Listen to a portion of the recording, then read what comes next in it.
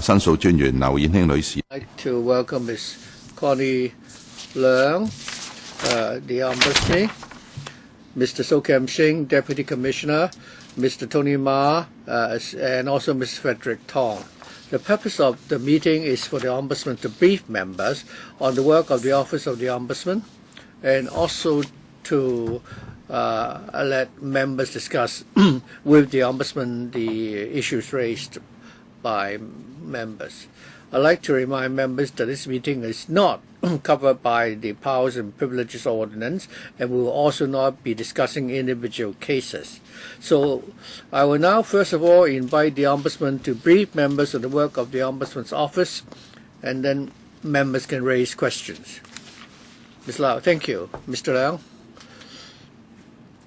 Good morning, members. I'm very pleased to be here together with our Deputy Ombudsman and Assistant Ombudsman to report to members the works of our office, and also to exchange ideas with members relating to issues of concern. In 2014-2015, we received 1,290 inquiries and 5,000 complaints, and we've handled almost 5,400 complaints. Regarding the number of complaints received, the number had remained stable. On average, we receive about 1,000 inquiries per month and 450 complaints. During the year, our office reviewed and amended the procedure for handling complaints. In the past, for different reasons, there are certain cases which had to be discontinued, and they were all grouped as non-pursuable cases. For example, the subject of complaint did not fall within the terms of reference of the Ombudsman, or it was restricted by the Ombudsman ordinance from handling the complaint, or the complaint had been withdrawn, or that the case was already sub judice, and or other such means of appeal. These are the reasons why we were not able to continue to pursue such cases. Since all these cases have been carefully assessed before they were concluded, therefore, starting from this year, we have now classified such cases as assessed and closed. So we believe this is a more accurate description.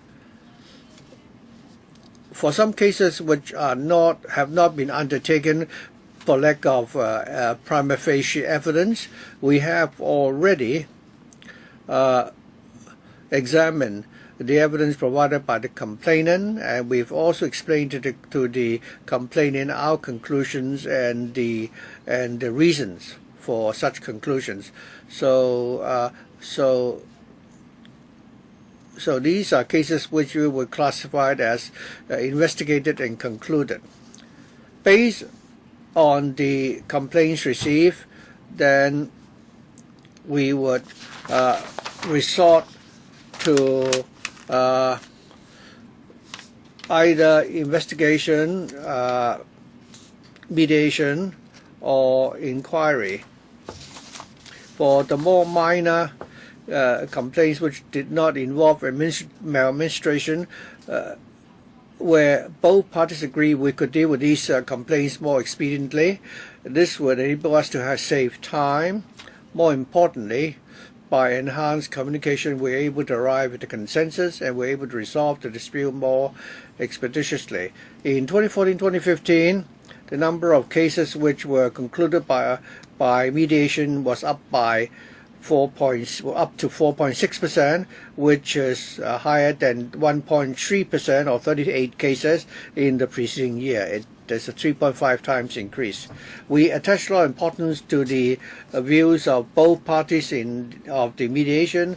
In the course of the mediation, we would also conduct our own investigation, and the results of this investigation shows that nearly 95% of all these complaints and the subjects being complained against, all agreed that mediation has served the expected purpose. Regarding the fact that they're able to speedily resolve such disputes, they have expressed appreciation. Happy to report to members that over the past year, some departments have proactively suggested to the Ombudsman's office that we should deal with complaints by way of mediation. In the past, the departments were not too enthusiastic. They even rejected any proposal for mediation, and this is encouraging. Last year, the number of cases concluded by way of inquiry was 85%, and that figure is similar to those of previous years.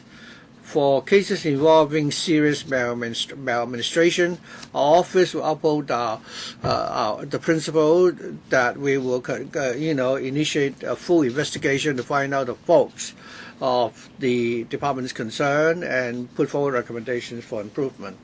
In 2014-2015, about 10% of the cases were concluded by way of after a comprehensive investigation. During the year, 90% of the cases were concluded within 3 months, 90.9% were concluded within 3 to 6 months. Those cases concluded after more than 6 months was 0.5%. Regarding the method of complaint, about half were by way of emails, and they would also use the pro forma, the investigation form, which we put on the online. So email is the most common method. Other than dealing with complaints by the public, our office would also initiate investigation on matters concerned to the public, so that at the macro perspective we can investigate into faults by different departments. Last year we proactively initiated 7 investigations. In our report, our office had actually made recommendations as to how we can improve upon the administration of different departments. 90% of these recommendations have already been accepted by the departments and statutory bodies concerned. During the first 7 months, our office also received about 7,500 inquiries and 3,200 complaints. We have already concluded our 3 investigations, and there were 7 other investigations for which we have already either reported to the public or the investigation is ongoing. And deciding whether or not we should, initiate investigation, we will first of all, conduct a preliminary assessment. In order to enhance transparency, we will, going forward, also convert such, preliminary review into proactive investigation. And reports on these proactive investigation the findings will be uploaded on our website, and we will also, have organized press briefings to announce our investigation into matters concerned by the public, including the issues proposed by members, which will determine the direction of our investigation. An open and transparent administration is the ingredients for good governance. Since we do not have legislation on access to information, and therefore the only way to maintain good governance is for the administration to be subject to independent investigation. The ordinance will we are mandated by the ordinance to investigate matters concerning the Code of Access on Information. We've already selected some representative complaint cases and have put them onto our website, so that for all public officers, including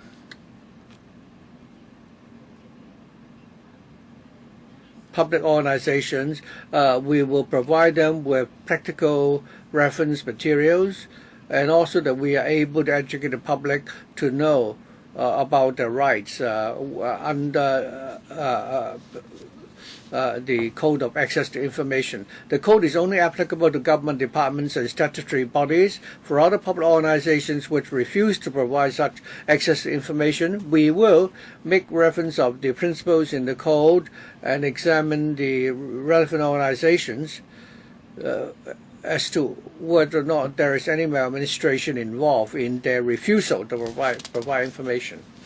Chairman, that is my report on the work of our office, and we welcome questions from members. If members have any questions regarding the work of the Ombudsman's office for the past year, you may do that now, and may I suggest that each member be given 2 minutes. Mr. Wong Kok Heng, 2 minutes each? Yes, certainly. We also have 7 questions we need to deal with, and we have only 35 minutes for this session.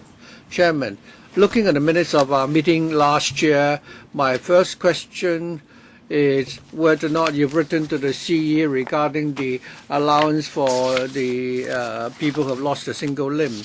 And regarding the transmission stations, last year you promised to conduct a hearing. What is the result of that hearing? And thirdly, the Ombudsman.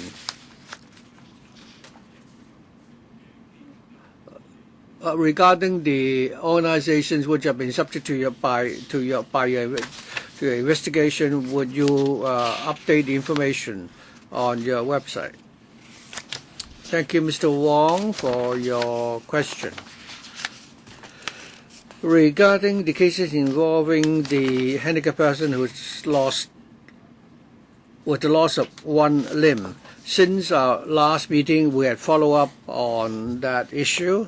We understand that the government over the years have not amended the relevant criteria. I think what is involved is the medical assessment form. The members of the community had suggestions that we should scrap some of the wordings in that form, that is taking up other occupations. There is a lack of consensus. In view of the public concern, we suggest that the government should explore whether the administration should provide disability allowance for persons with loss of one limb. But I'd like to say that this is not within the original scope of investigation by the Ombudsman. We will continue to monitor what the SWD, what follow-up measures, action the SWD has taken. Regarding the transmission stations, we have met with the complainant to obtain further details and we found that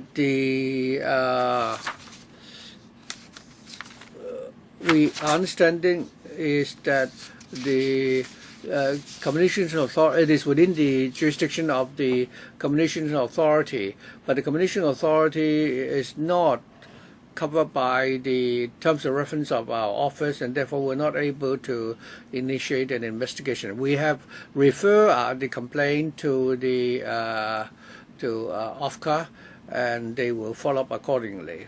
Thirdly, we understand there are some newly established organizations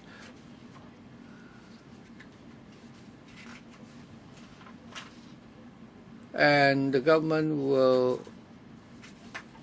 consider whether they will be incorporated under the ambit of the Ombudsman ordinance. Chairman, which government department determines which departments or organizations will come under the jurisdiction of the Ombudsman's office? Basically, it's the administration department. Mr. Raymond Wong Yuk Man, thank you.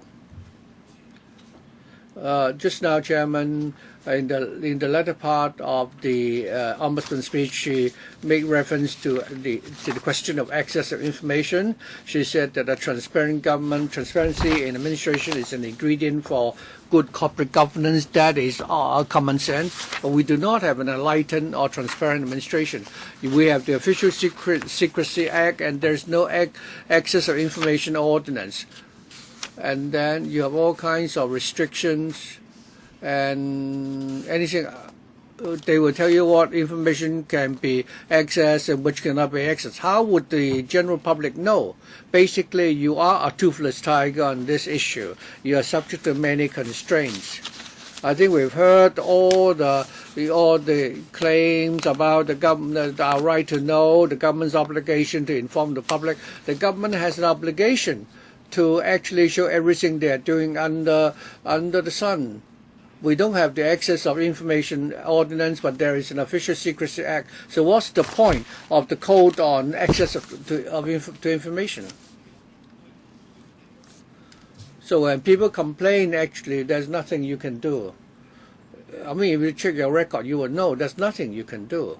Have you considered proposing to the government that the ordinance be amended? Thanks, Mr. Wong.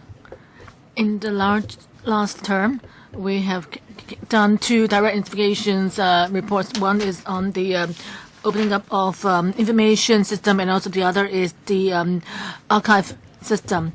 Our investigations led to 12 recommendations to the government. I know that the Mainland and Constitutional Affairs Bureau has already implemented 5 of our proposals, including providing channels for the policy bureaus and other departments to consult the DOJ, and strengthening publicity and so forth. There are also 2 proposals which will be implemented, that is to disseminate more information to the public and increasing regular information to the public. Well, Ombudsman, well, you receive so many complaints, but you know that you are a toothless tiger. You are very clear, including government organizations. Well, they would cite the excuse of internal documents. They're not willing to, help with your collection of information. The government is not doing its job, fully. So opening up the code is not, bringing a code is not useful. So my point is, would you recommend that the government amend the law or to legislate on the free flow of information? In our report, there were 5 proposals, which actually proposals from the Ombudsman, which include the idea to consider legislation and to set up an independent advisory organization to expand the code by stages. So we attach much importance to legislation. In many other countries, they do have this code on access to information, and they have related legislation as well. So I'm not talking about legislation on code on access to information. This is a code, but I'm talking about changing it into, I'm talking about Information Freedom Act. It's of a higher level. So don't just talk about the code. We're talking about legislation. Could you supplement? In a report last year, we did make reference to overseas examples, countries where there are Information Freedom Act. We thought that in the circumstance of Hong Kong, the code on access to information has been on for so many years, and we've identified defects in it. So one of my proposals is to ask the government to consider using, to making reference to overseas examples and to come up with the Information Freedom Act. And the government is considering it. You got him. Thank you, the Ombudsman, for briefing us here. In terms of complaints and queries, most complaints actually seem to be centered on the housing society or authority. And secondly, would be complaints against the Food and Environmental Hygiene Department. So in terms of the content, what sort of complaints are they in nature? And once you've received the complaints, how good you are in trying to resolve those complaints in terms of achieving success? In what ways you think you managed to help reduce complaints against those two departments? Ombudsman? Okay, Deputy Vice Ombudsman? Yes. Last year, of the cases we received, quite a large number of complaints targeted FEHD and Housing Department. They are quite big departments, and they actually are involved in a lot of frontline work. Therefore, they have a high chances of attracting complaints. So it's really difficult for us to make a blank statement. For cases against the housing department, many of them involve daily management of housing estates, including complaints among residents, tenants, or noise, pollution, or environmental hygiene. The FEHD often had complaints against street hygiene and also obstacles on the street, obstructions to traffic on the street. So we haven't come across much difficulties in tackling these cases because we have established a good, a mechanism for keeping regular contact with those departments. So we can just handle those cases quite directly. Yeah, but do you think there can be other steps that can be taken to help those two departments to make actual improvements? Yes. For different departments, particularly those which receive a larger share of the complaints, apart from resolving the cases, we attach importance to communicating with their management. Apart from the nature of the complaints themselves, we also look at, say, what can be done, in terms of management, or what kind of work can be enhanced, so as to, root out repeated complaints, complaints about, the same situation, time and again. So we do emphasize, communication with the departments, so we can create, enhance efficiency and also can handle or improve the situation better. Next one, CHAN Han-pan. Chairman, I've raised two questions. Well, you can raise those questions in the second round. Yes. Okay. Next one, Kenneth Chen. Thank you, Ombudsman, for coming to meet with us. I believe the Ombudsman has efficiently handled one of the cases I brought to your attention, including the felling of stonewall trees on Bonham Road. You have taken up the initiative to carry out a direct investigation. I think that reflects public's high expectations on you. I hope that you can release to the public your results of the investigation as early as possible and can promote the setting of the tree law. My question is, some time ago, there have been talk about departments like Housing Department, FEHD, that received the bulk of the complaints. I also received cases where, the complainants were referred by the Ombudsman to the departments they had complained against to find a solution. Let me reflect to you. Sometimes, the complainants found that they had no way out. They may have tried other means, either anonymously or not, to express their views or grievance within the departments concerned or within existing mechanism. But as you know, sometimes the frontline officers, may not have a good attitude, or maybe their way of handling things or their habits, are such that complainants felt they could not really lodge a complaint internally within the department, because the complainants may be worried about being targeted or that things will only got worse. So when they came to you, and after a while you said to them, well, why don't you go to or resort to the normal mechanism, then these complainants could be people working within those departments. So I'd like to find out, how do you draw the line? Otherwise, the complainants would end up feeling that, well, they have no way out and they just come to me. But I would just recommend them to go to you, and yet you ask them to go back to their own departments. Thank you, Mr. Chen. In assessing that once we receive a complaint, we would not just simply, refer the complaint back to the department being complained against. Maybe our deputy or assistant ombudsman could answer you on this. We would assess the case itself. If, in the case we find that there could be a simple solution found, we want to resolve a case as soon as possible. In some cases, it's just that the department had not done its job, well enough. So only in those circumstances would we consider asking, the department to follow up on the case. We wouldn't just, refer a case directly, speedily to the department, back to the department.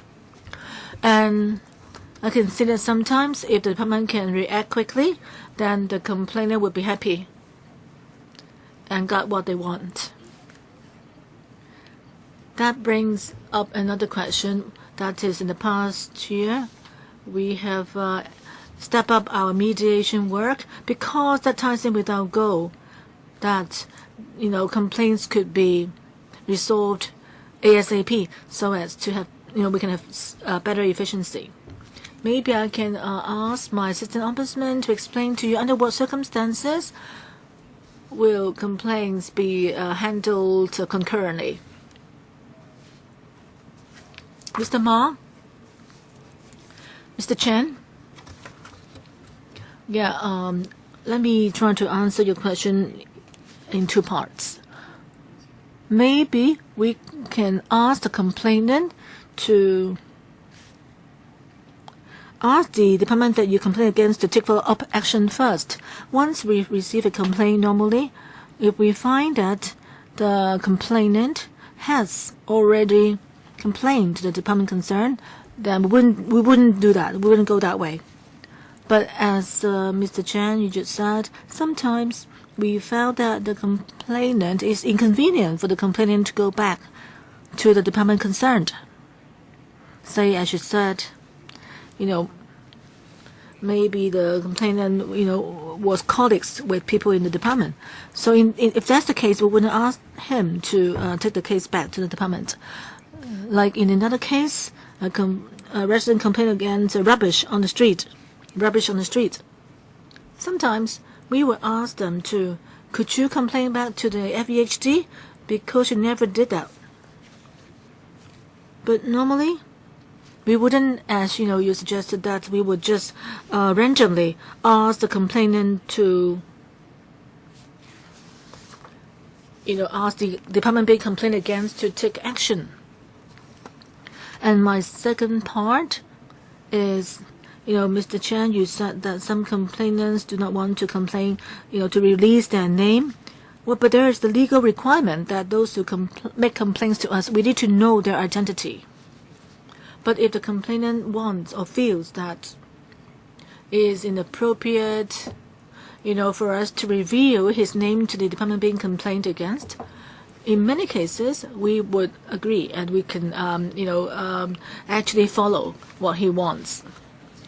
I know that about the cases you mentioned, and in your reply, I know you're saying that, you wouldn't just across the board ask people to go back to the department. But I think at least it's better for you to, let people know, when it is inconvenient for a complainant to be a whistleblower.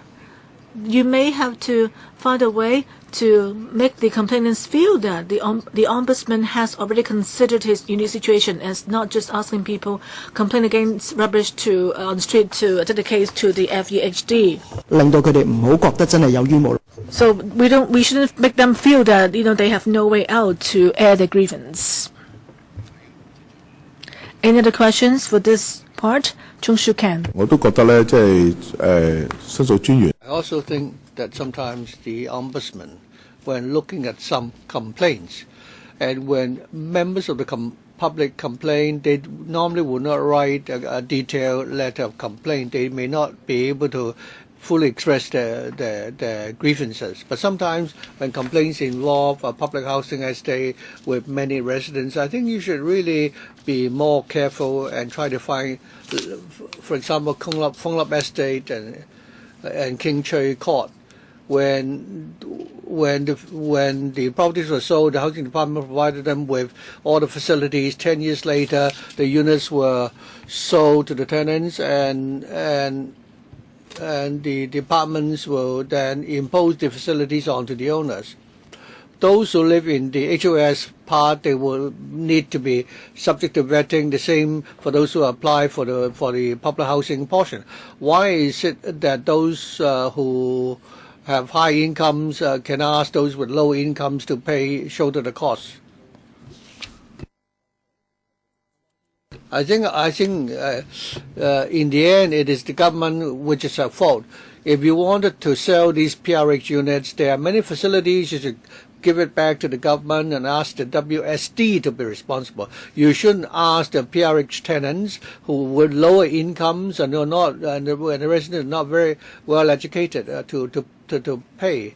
When you sold the HOS portion, the housing department had all the expertise and so on when you sold those properties. After you've sold the units to the PRH, you've sold the units to the PRH tenants. And when the owners complain, you say nobody, made any mistake at the time. It's not only a question of, whether people have done something wrong or not, but whether or not the procedures are fair. Shouldn't you investigate into that? Thank you, Mr. Chung, for that comment. It's not appropriate for us to discuss, individual complaints here, but we'll certainly follow up on that in detail. And see whether this is a policy issue or whether or not it's a question of maladministration. I think their steps are wrong. I'll write to you again. Okay, we now move on to the next session.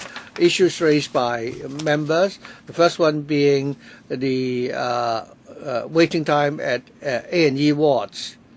Thank you, Ombudsman, for coming here to discuss this issue with us. I have raised the issue regarding waiting time at A&E wards in public hospitals. Not many people want to go to the A&E ward, but the reality is that in recent years, the quota for evening, for the evening, have been fully used, and you do not have sufficient quotas for people at the general outpatient clinics, and as a result, people have no choice but to go to the A&E ward. Of course, you can say the public can go to the private practitioner, but very often in some districts, you don't offer any evening service. At Kwong Wah, for example, I've not seen any private practitioners, offering service at night. So anyone who is sick in the evening have no choice but have to go to the A&E ward. When they arrive at the triage, they may be classified as semi-urgent, in which case, the person is could still be in a lot of pain, and then they have to wait for 4 or 5 hours. Sometimes they may go to the A&E ward, they wait for too long and they couldn't wait any further. They go home and then they go back to the A&E ward and wait again the following day, taking them more than 10 hours. So I don't know whether or not there's a need to improve the service of the A&E wards. We are not encouraging the public to use the A&E ward service. Where other public services are not adequate, the public will be forced to use the A&E ward service. So I think we should take a comprehensive look as to how we can, do something to improve on the triage, arrangement. Perhaps we can have counters at the A&E ward so that a doctor could be able to handle the patients more quickly. I hope members will be brief with your questions so that we can reserve time for members for the Ombudsman to answer your question. Mr. Chen, I think you have talked about the situation in A&E ward and that they will classify the patients into 5 categories. I think we all know that the A&E ward, how much it can do depends on the resources available. say, for example, the number of doctors at the ward, whether there are other substitute services available. I agree with Mr. Chan when you said that when the members of the public go to the A&E ward, whether they can be triaged, or, for example, some of them could be classified as urgent or semi-urgent, or whatnot. More expedient service could be provided. We certainly follow on that. At our office, we tend to receive most of the complaints involving semi-urgent cases, and the complainant said that they have to wait for a long time before they receive treatment. As to how we can improve on the waiting time at A&E ward, we welcome your valuable views, and then we will also consider initiating investigation. Okay, I hope that you will indeed initiate an investigation. Can I go to my second question? Yes. The second question is in relation to the mandatory building inspection scheme. So we can only allow 2 minutes for each member. I think you've already stated your question very clearly. I think we should reserve time for the Ombudsman to answer. In your response, you say that the departments are already working on this problem. But what I'm saying is that the mandatory building inspection scheme has given rise to several issues. Number one, nothing is done to prevent bid rigging. When somebody receives a building inspection order, there are no arrangements in place to prevent bid rigging. So when an owner receives the mandatory building inspection order, there is a potential risk that there will be bid rigging. And the guidelines on tender is not very sufficient, and the member public lacks the professional expertise.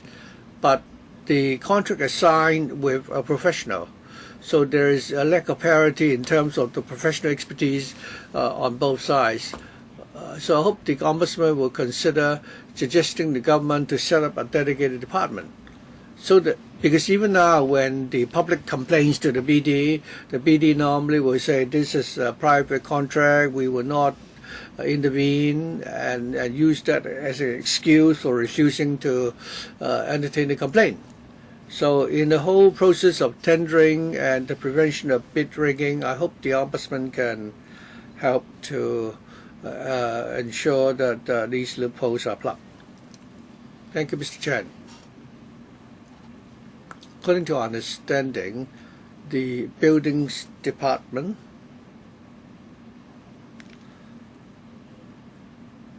have issued a code of practice regarding the mandatory building and window inspection scheme, including how we can prevent bid rigging and corruption in the tendering process. I agree with Mr. Chan when you said that during the building renovation project or the improvement works for buildings, we should provide the relevant information to the owners corporation, so that, Ombudsman, this is not a question of information, but rather the practice adopted by the government departments. Yes, I was just going to say that we will tell the government departments that they should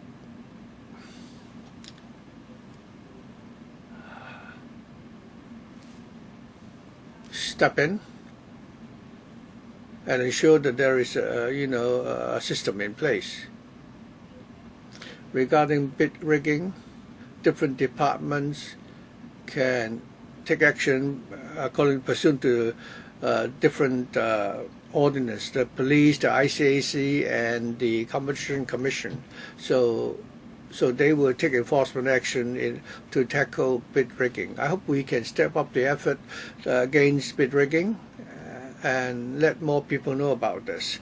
Regarding the BD, we will liaise further with them so that for the building operation Bright, they should oversee how the contracts are enforced, and also see what they can do to prevent bid rigging. I think the prevention of bid rigging is something which is being followed by the Development Bureau, the police, the ICAC, and the Buildings Department. I think if you only focus on the Building Department, that's not comprehensive enough. I think you should try to find out how the different departments coordinate their efforts to tackle bid rigging. Thank you. Next, we have the question regarding the cut-off line for free blood testing for residents of PRH which have excess lead in the drinking water. Thank you. I've read the response from the Ombudsman's office. Basically, you have agreed with all the administrative arrangements made by the government, and you say that because of limited resources, you need to have a cut-off line. Children over the age of 8 and those attending school, you will not offer them free blood testing. You have not considered the need to arrange to work out a priority, which is different from a lack of resources. I can accept the youth priority for children under 8 to take blood test, but having offered done the blood test for those under the age of 8, shouldn't you also do the same for those who are over the age of 8? Thank you. Of course, the government would need to allocate resources on a priority basis, but that doesn't mean that the government should not also offer free blood testing for the others. We're only explaining here why the government need to have a cut-off line. Do you know, Ms. Lau, that the government is not offering free blood testing for those over the age of 8? Now, for certain age groups, if we find that there is a need for such a blood test, I think the government should, at the policy level, take the health of these people into consideration. In the second paragraph, we have explained that while the government has drawn the line at the age of 8 because of limited resources, but the Ombudsman's office will closely monitor the situation to see whether or not we need to initiate an investigation. Ms. Lau, I hope are you aware that the independent expert committee has engaged 3 experts, one of whom is from Harvard. The Harvard expert on the 3rd of December already gave us his expert views.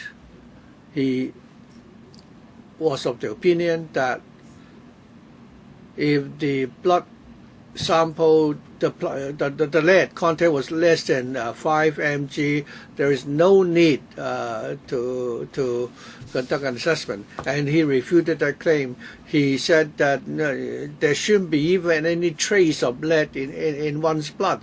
Anything, even if it is even less than 5 mg, such lead content in the blood would affect the development of the child's brain. He also said that in the States they have conducted a study on young girls at the age of 8 to 18, and if there is lead content in the blood to the tune of 5 mg, it would affect their physical development, the development of the breast. For those at the age of 6 to 8, if there is an excess level of lead in the blood, they will become hyperactive and aggressive. I hope the Ombudsman will consider the views of the expert and review the way the government is now dealing with the children who have been contaminated by lead in the drinking water, those below and above the age of 8, and also whether the government will conduct an assessment on such contaminated lead-contaminated water on the physical development of the children. Thank you, Ms. Wong, for your suggestion. Indeed, I agree that that heavy metal shouldn't be found in one's blood.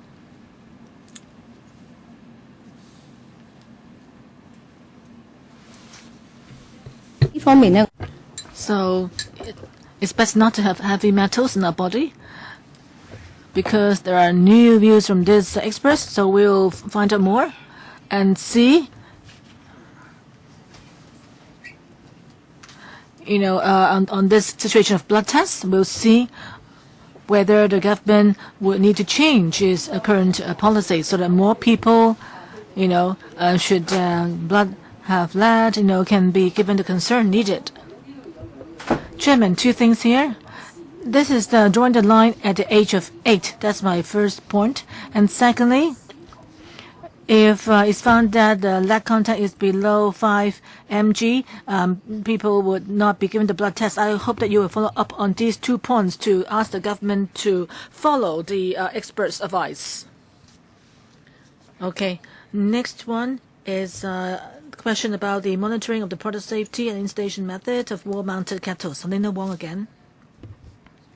Thank you. I believe the Ombudsman has noticed that the government already answered my question in writing. That is, it says that there's no regulation on the wall-mounted kettles, and the latest study by the Water Supplies Department on 6 such kettles, 5 of them failed the test. And then the government said, well, please buy, from now on, buy kettles that are accredited. But I don't know what the consequences will be then if they don't buy the accredited kettles. Because in the market, most of the kettles are not accredited.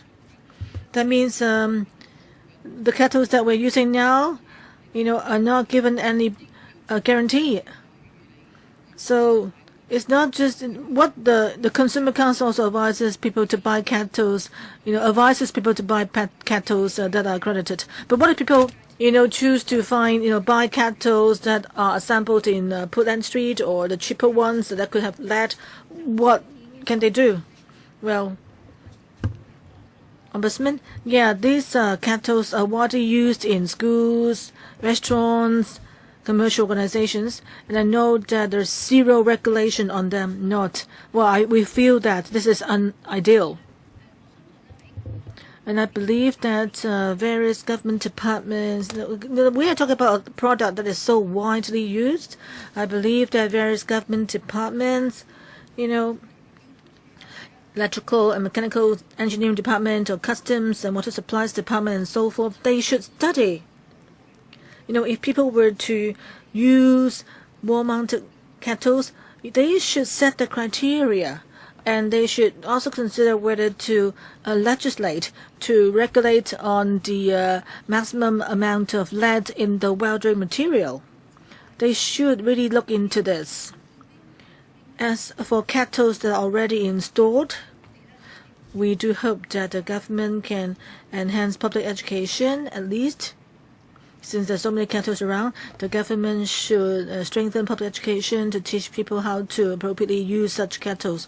Or even for some new kettles, when they are assembled, people should be careful about, having cleaning at an early stage so that all these lead materials could be removed. I think the government is obliged to do more to protect safety, public safety. And I hope that various government departments can study how best to regulate, kettles that are now widely used. Low Wai Kwok next. Well, talking about containers of hot water or water heaters that release metals, well, that could actually involve a large number of products, including our water kettles at home, used at home. I know that the Ombudsman is not an expert on these products. But if the public is concerned, I think, what would you consider? If you want to do something to tackle it, how broad do you think the scope should be made? Should we look at household kettles as well? All kinds of containers for drinking water, should we look at them? Okay, our understanding is that these boilers boilers themselves, because they're electrical appliances, so they're governed by the electrical engineering department. But so therefore, the engineering department will not look at the material used and whether that will be released. As for the customs department, it is governed by some regulations that actually concern the content of heavy metals in the product, but it could not. But the regulation doesn't govern products that are attached to the electric socket, and the water supply department only look at the water running from the coming out from the kettle. So for the lead content of kettles, wall mounted kettles, there's really no regulation now governing that in specifically. But since such kettles are widely used, I think the government's concern should consider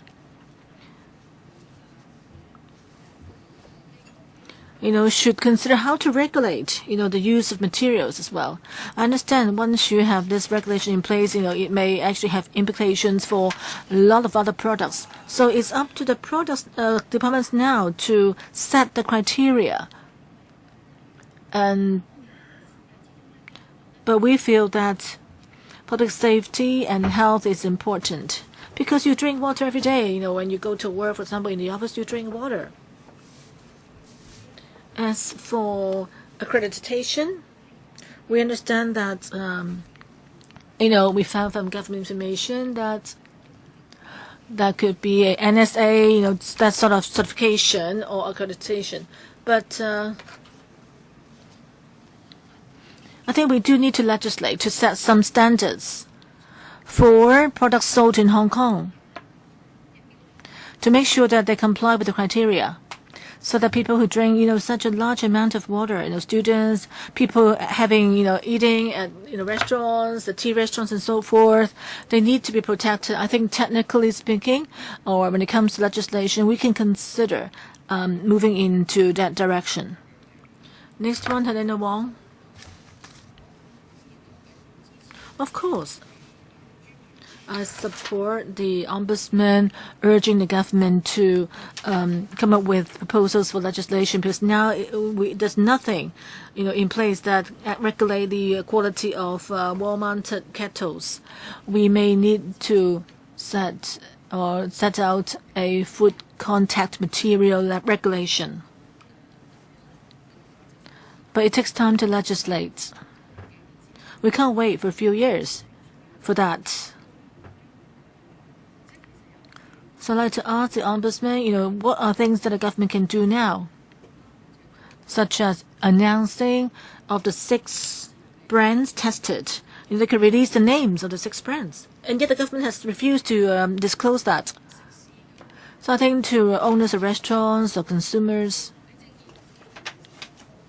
since you use public money to, have the tests undertaken at the Hong Kong Productivity Council. So what's the reason for not disclosing the brands so the public know which brands have an excessive level of lead? If I were the owner and I knew that the kettle, exceeds the standard or the minimum level, then I would not use it. But now I don't know which brand is usable and which is not. Isn't that an example of maladministration? And secondly, the restaurants using those kettles in the schools and so forth, why can't you make it mandatory for them to test the water to see if there's any problem? If the water there contains toxic materials or lead, then they should have the kettles replaced, because you can't sell food, whether it's soup or milk tea, whatever. They use the same water. If the water contains lead and it's toxic, then that's against the law. But Wing Man, I wrote to Wing Man, but he declined to test the water. He said he would wait till the water supplies department report is out. But Wing Man is not. Is it because he tripped and he's not doing anything? And would the water supplies department or would the education bureau tell kindergartens, nursery centers, whether the kettles can continue to be used? I think these are things that the government can do, and yet the government has refused to do anything. Isn't that maladministration? Thank you, Ms. Wong, Dr. Wong, for your information. Well, I hope that Dr. Wong can give us more information so that we can follow it up with the relevant departments, including why can't the government disclose the brands? Because that can, knowing which brands are better can actually help the public, be better aware. So please give us information, any relevant information. Okay, next question, also from Dr. Helena Wong, regulation of online sale of imported food products. In the food safety panel, we discussed this issue. Now there may not be physical stores selling like sushi or sandwich. These foods could be sold online, and there's no regulation on it, and people got sick after eating those foods.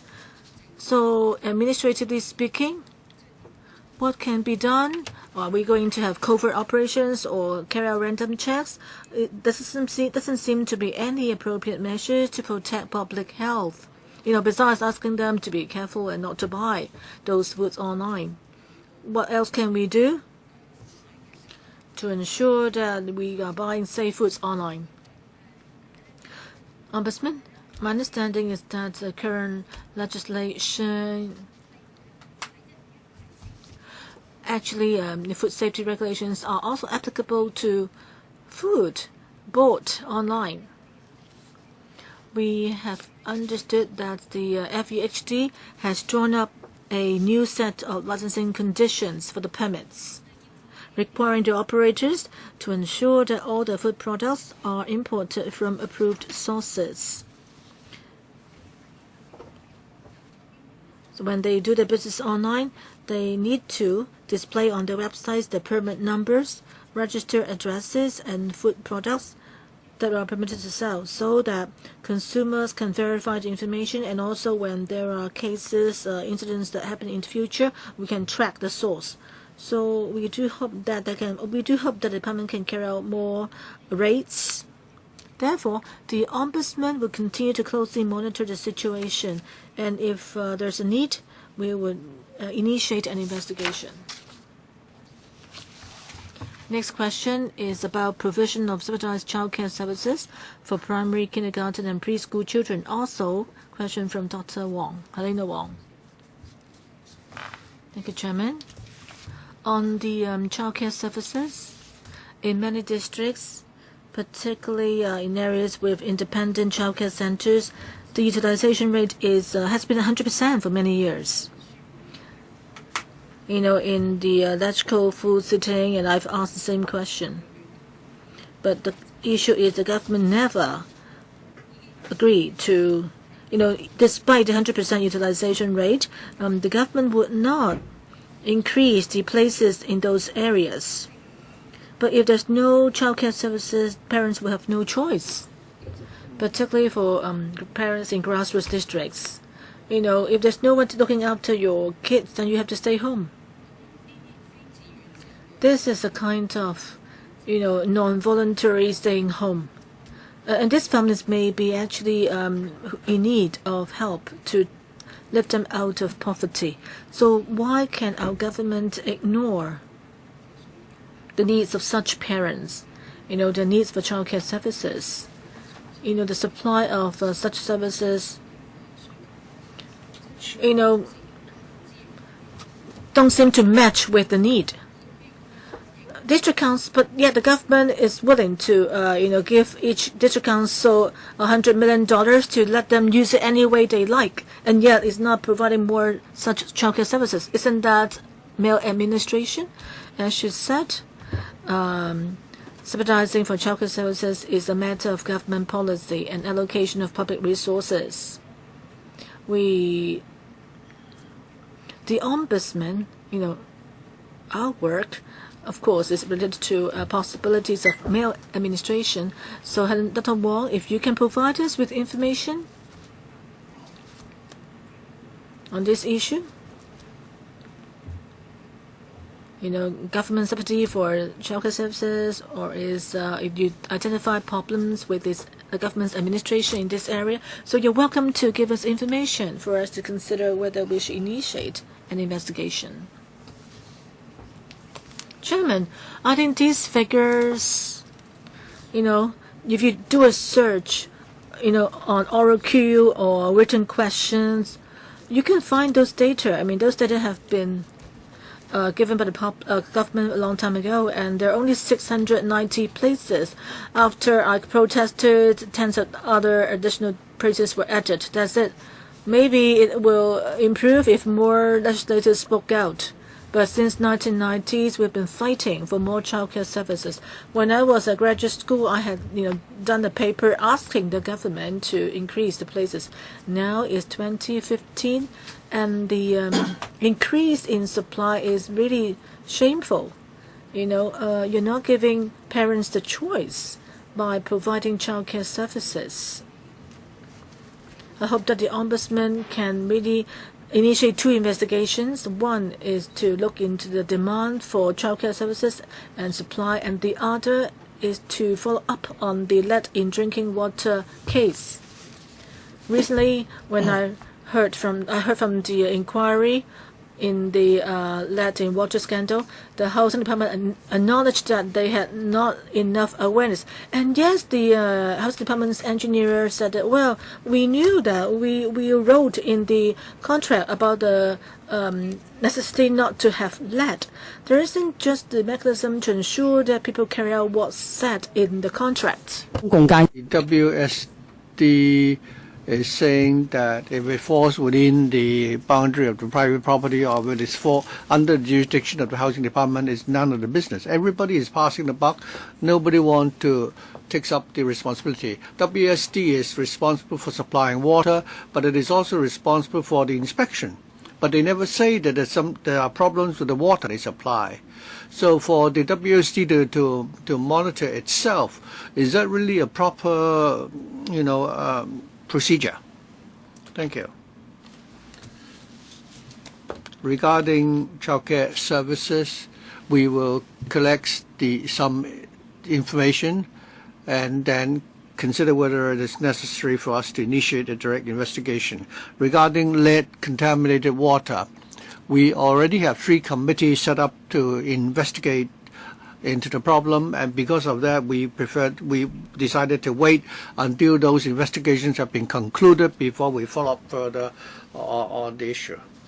I hope the Ombudsman will not just closely follow up on that. I hope you will really initiate an investigation, a direct investigation, and find out whether any departments have been guilty of maladministration. I think definitely some departments are guilty. The housing department, for example, the contracts awarded by the housing authority, they require the use of more than 1,000 materials. The materials are delivered to the site, and when public housing is being built on the construction site, they will take random sample of the materials for inspection.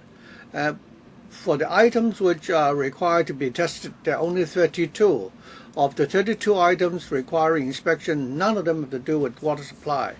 So the water pipes were not tested, the water meters were not tested, the soldering materials not tested, but the WSD, well, these have been declared to WSD, but what has been declared to the department and what was subsequently installed were not the same.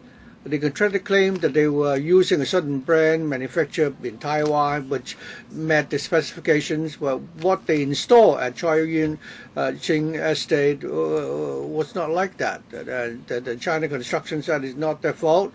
The housing department said it was not their fault.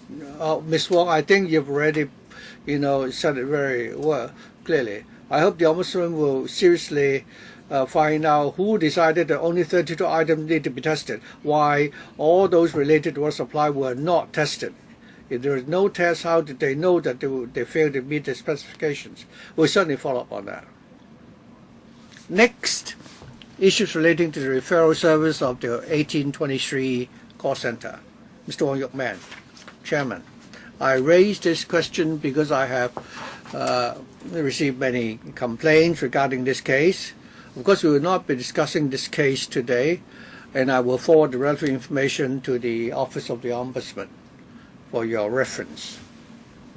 What I want to point out is many people, so without mentioning any specific case, what 1823 is being abused, and the departments also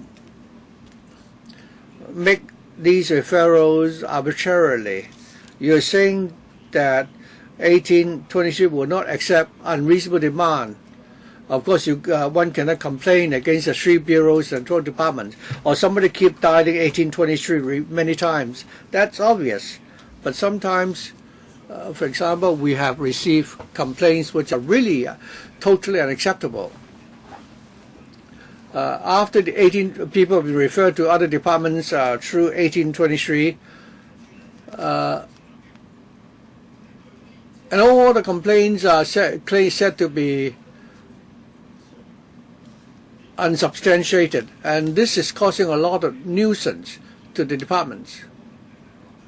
So my question is, other than 1823 call center, which is being abused by the public is abusing this referral service, my question is whether or not you will initiate any investigation.